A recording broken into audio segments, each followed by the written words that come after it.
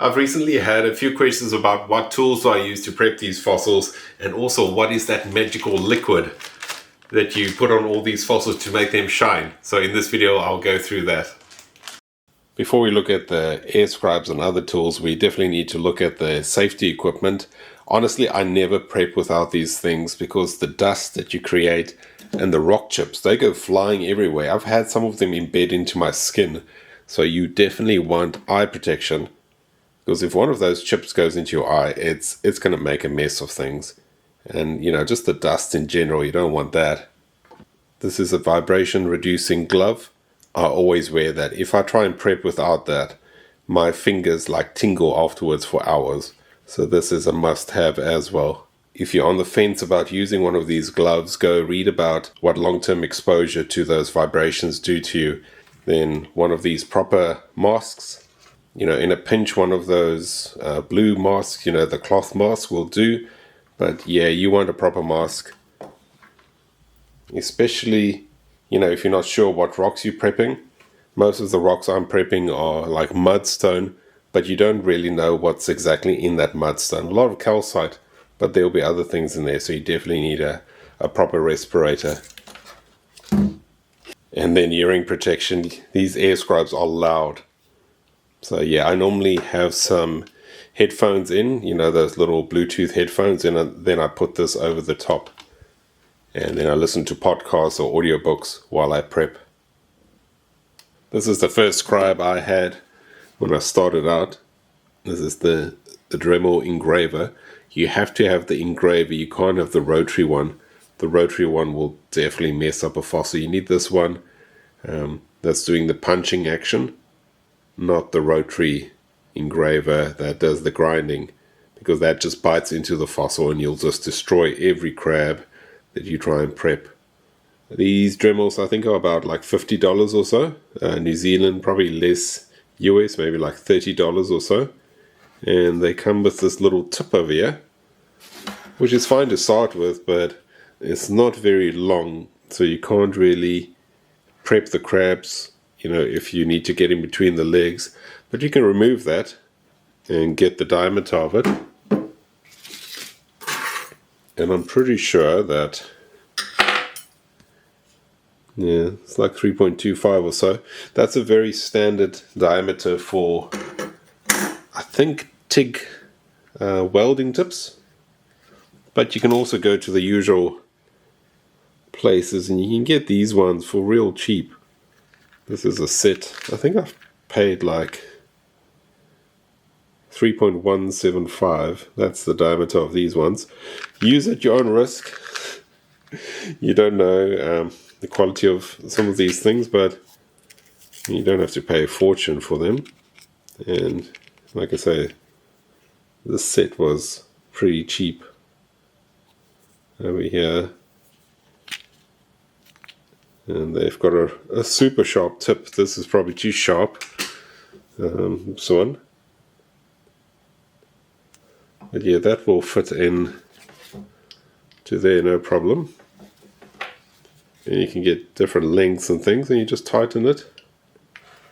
And there you go. You want the tungsten ones, but like I say, you want to blunt this one a bit. This is too sharp. You want something blunter than that, but yeah. Once you have the diameter, you can get all sorts of little tungsten tips and chisels for these. Yeah.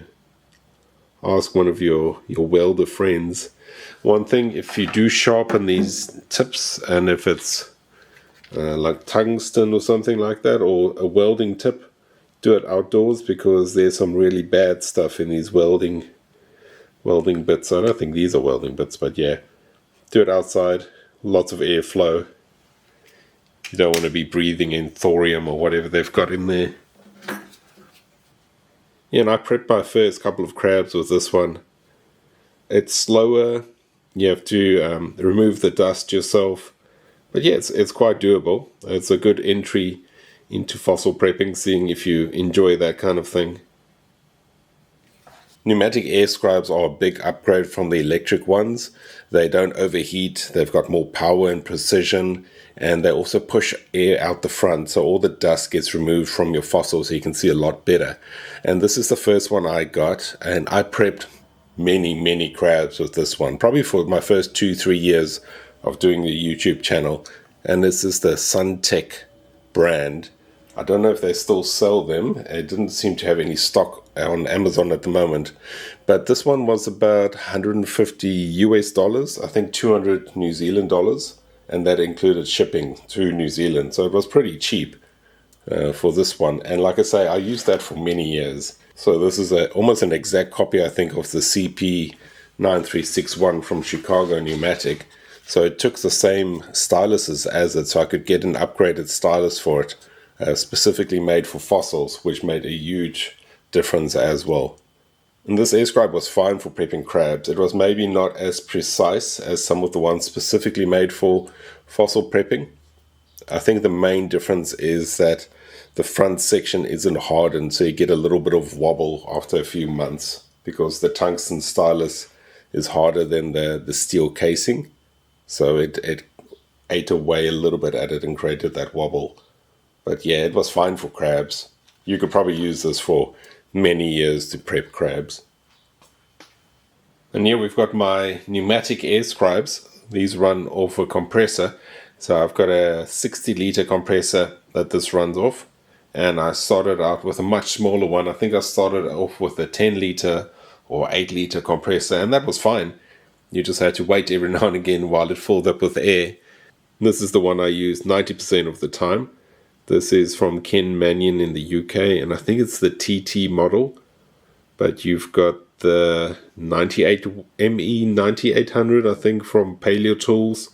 It's the same size, and Chicago Pneumatics got the 9163. But you'll find this is a very common design, this size as well. So this is the one I use 90% of the time for prepping. You can prep the crabs, from start to finish on them. Yeah, just a really versatile one. Needs a bit of oil down there. Every time before you go, you just put a drop of oil in there. Yeah, just a really great one. I've had this one for about 4 years now, and I've only sharpened the tip a couple of times, so it lasts ages. This is the one I use the second most. It's pretty much twice as strong as the previous one I showed you. And this is what I use for bulk removal when I know I'm not near the fossil. And it's got a chisel point over there. And that's good for removing a lot of rock quite quickly. You don't need this one when you start out. You can do everything with the other one.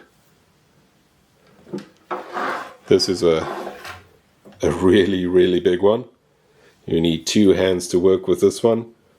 And this is for removing huge amount of rock at a time, and if you're not near the fossil. So yeah, this was I think this one's also from Vaniman. I don't know the model number, maybe like the SQ or something like that. But Paleo Tools have like a junior jack, which is similar to, I think. I don't use this one often. I probably haven't used that in a year. And then the opposite side,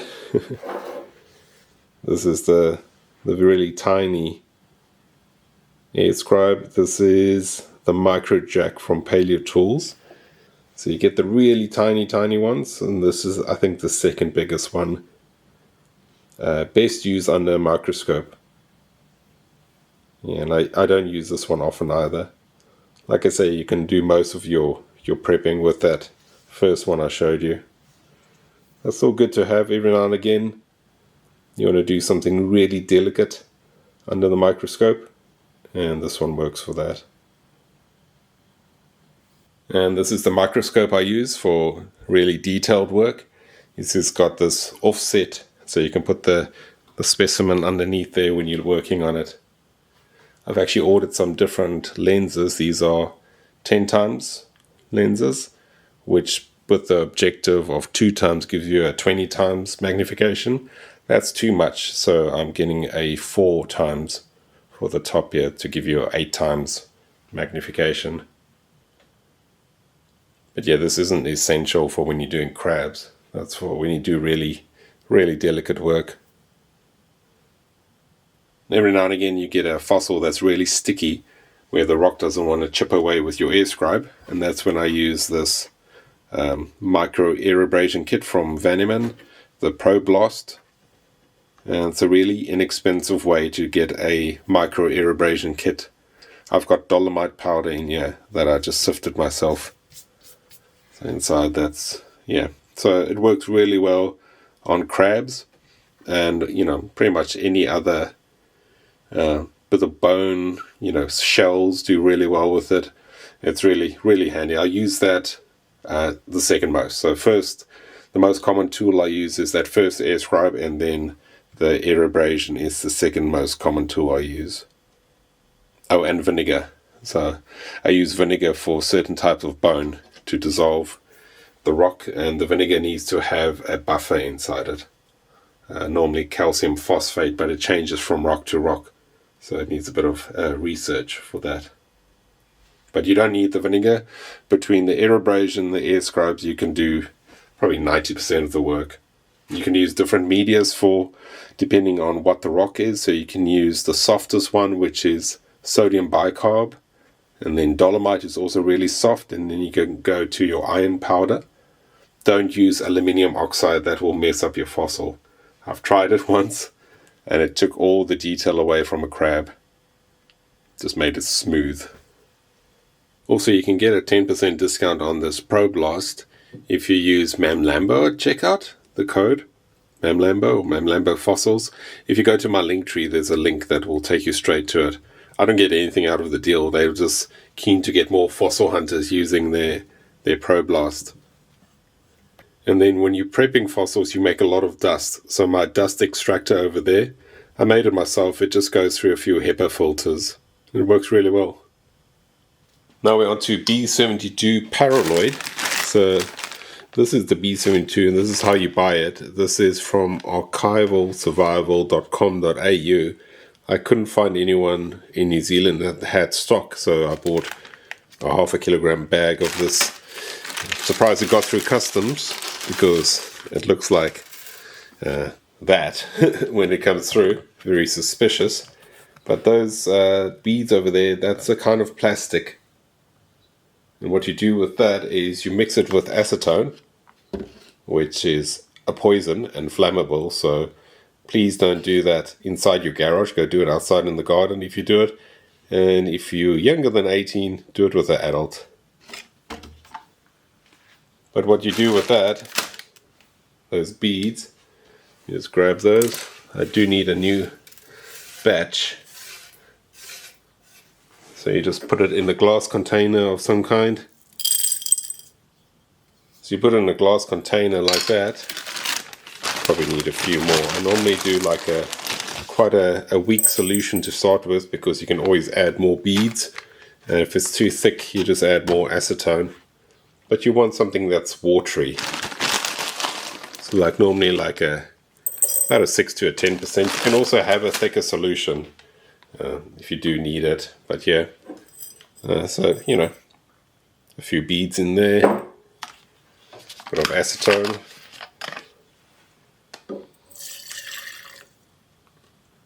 You know, you don't mix up a lot, because the stuff gets a bit gunky after a while. Because when you paint it on, you put it back in, you put sediment in there as well. So it will get a bit dirty. So I don't mix up too much at a time. That's probably going to be a bit too thick, so I'll add a bit more acetone.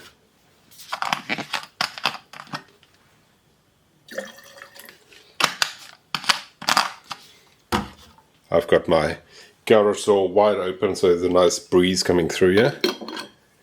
Then you want to put a lid on. Just give it a bit of a swirl. And it will eventually all dissolve in there. And you need a lid that's, you know, airtight.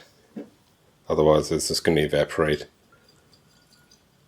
And then after a while, you'll have a new batch. You see what it starts looking like. It doesn't, you can see that's an old batch. So I'll keep that around for stuff that I need to repair. And what you want to do is you want to use a small brush just to apply it, and afterwards the brush will go super hard, and you just put it back in there to soften up. Yeah, that's the magical liquid that it goes onto the crabs. And B72 is good because you can reverse it. You just put pure acetone on the fossil and remove it. So this is what museums often use rather than the PVA, which gets a bit difficult to remove.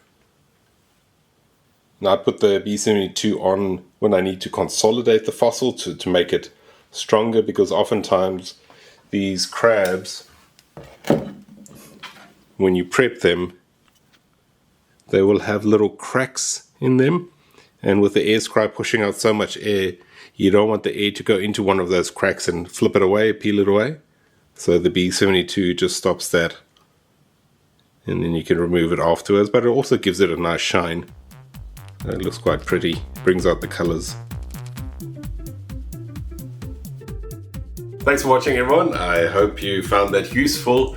If you have any other questions about fossil prepping and the tools I use or the techniques, please leave a comment and I'll try and make another video in the future. Hopefully the rain clears up this weekend so I can look for more fossils, because we've had like a week of rain.